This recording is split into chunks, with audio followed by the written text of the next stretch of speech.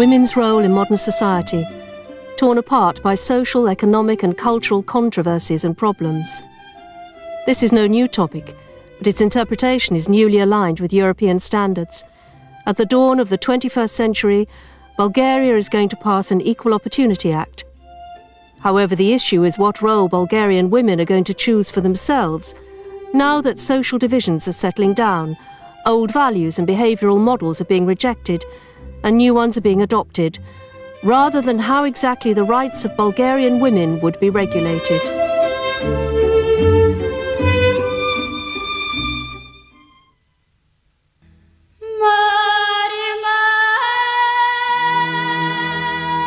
Bulgarian women in the patriarchal society, all the weight falls on them, the back-breaking chores in the field, housekeeping, feeding and bringing up the children.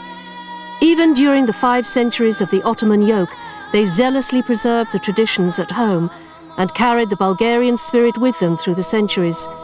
The family is the only field where women realise themselves.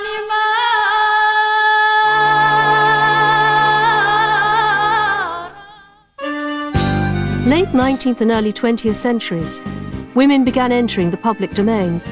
The first women teachers at girls' schools met with approval, but the role of women, in the words of Bulgarian enlightener and leader of the Bulgarian national revival, Petko Slavikov, still remained. To be well developed mentally was to understand the interests of her husband and share his thoughts. Women truly entered all fields of social, economic and political life with the coming of communism.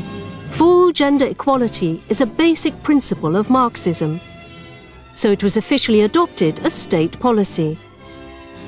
Women's emancipation is one of the strong arguments for socialism. It is true, in that time, Bulgarian women received high-level education, accumulated professional and managerial experience, and were able to achieve their creative ambitions. The largely publicised triple role of women, namely a tireless worker, good mother and active public figure, was very soon to deprive Bulgarian woman of her femaleness. The celebration of Bulgarian women's self-confidence as one of the most beautiful women in the world was left to one day only in the year, March the 8th, and to the beauty contests. The heavy conditions of the political and economic transition have gravely reflected on Bulgarian women since 1990. Deprived of privileges like a permanent job, paid maternity leave, free training and other social benefits, they have gradually lost ground and have fallen into economic dependency. According to the National Statistics Institute, 53% of registered unemployed are women against 43% men. More than half of unemployed women are between 30 and 49. The 1998 International Labour Organization report finds that general poverty factors have a greater impact on women rather than men because of the gender specifics. Poverty is widest spread among households headed by women, and this is 1 in every 5th household. 65% of these households live in absolute poverty. For women, divorce is a definite poverty factor when the mother has been entrusted with raising the children.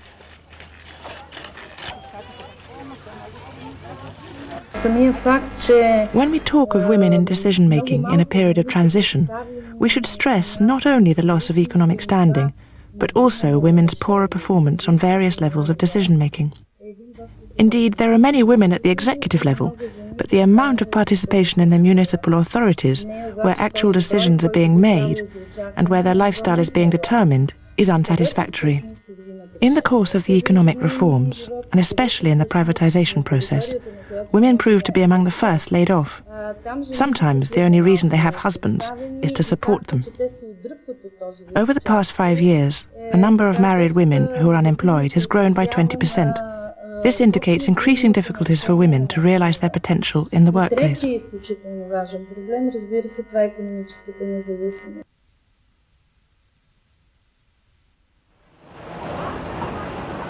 Despite the grave economic conditions and the unequal competition, more and more women in Bulgaria are looking to the private sector and starting up a business of their own. They very often prove to be better entrepreneurs than men. Sociologists offer some interesting statistics. 37% of women start up their own business in order to make money, 27% to be economically independent, and 22% to gather professional expertise. For example, Bulgarian women go into private business not because there is no alternative, but because they want to hold on to their economic independence and want to realise their potential.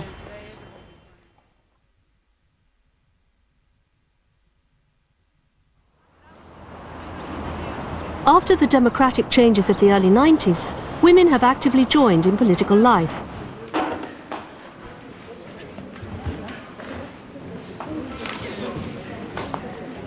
In 1994, Bulgaria had a caretaker cabinet with Premier Ms. Renata Injova.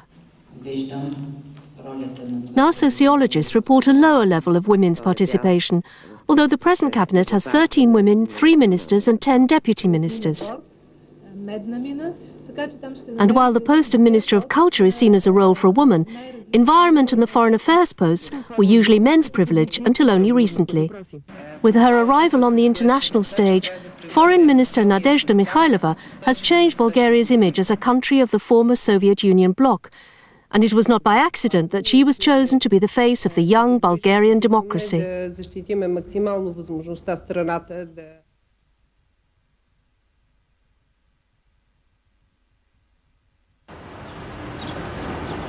The Kozlodui NPP, one of the most discussed nuclear power plants in Europe. Few people know that it employs 2,020 women, 137 of them in the reactor's active area. Most of the women here are within the power station's top operation personnel. Even when Block 1 first began operating in 1974, there were 2 women operators of the reactor.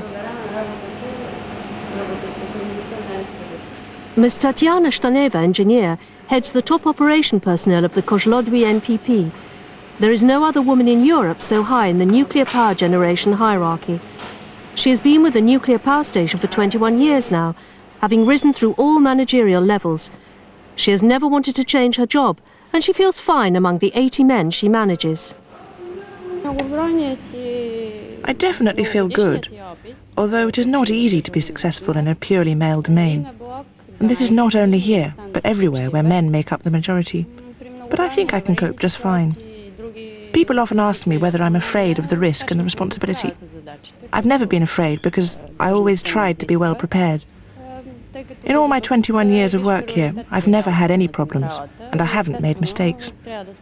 This is probably why I've managed to make everyone believe in me and trust me with the job. In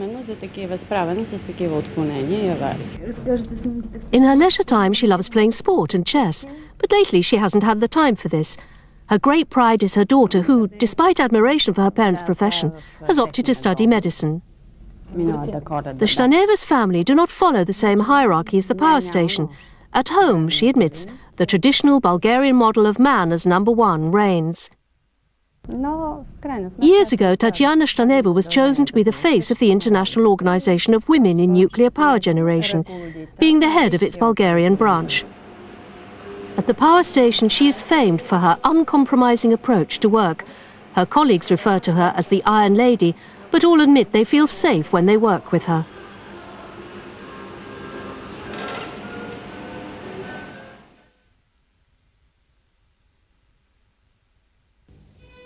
For Bulgarian women in a climate of political and economic transition, it is hard to include the entire range of problems the future Equal Opportunity Act will regulate.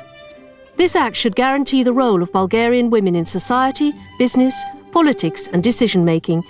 They have proven they deserve this.